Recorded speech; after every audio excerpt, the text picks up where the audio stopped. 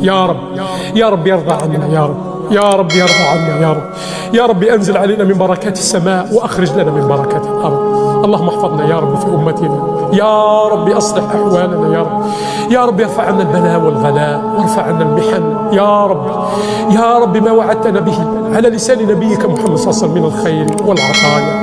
يا رب أنزل علينا الخير في هذا الشهر المبارك، يا رب أنزل عنا وعمنا بالرخاء، يا رب أدخل الفرحة والسرور إلى كل المحزونين، يا رب اشف مرضى المسلمين، يا رب رد الغائبين إلى أهلهم سالمين غانمين، يا رب ألف بين القلوب، يا رب فك أسر المأسورين، يا رب انصر المظلومين من المؤمنين، يا رب فرج على المكروبين واقض حاجة المحتاجين، يا رب حقق أمنية كل من له أمنية في هذه الدنيا فيها خير وصلاح في الدين والدنيا والآخرة. يا رب، يا رب يصلح لنا أزواجنا وأبنائنا، يا رب هب لنا من لدنك ذرية طيبة إنك سميع الدعاء.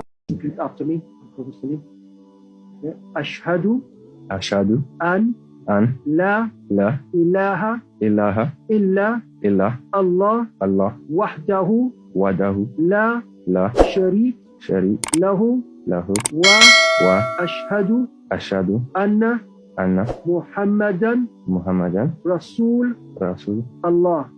I, Meshach, bear witness and declare that there is nothing worthy of worship except Allah, the one true God, who is alone and free of any partners.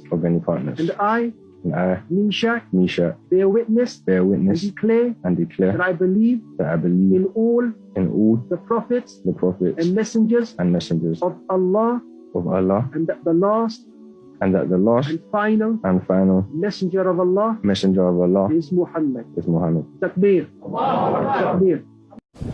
سعد الله مساكم بكل خير، حياكم وبياكم، وجعل جنة الفردوس مثوانا ومثواكم. سورة التكاثر.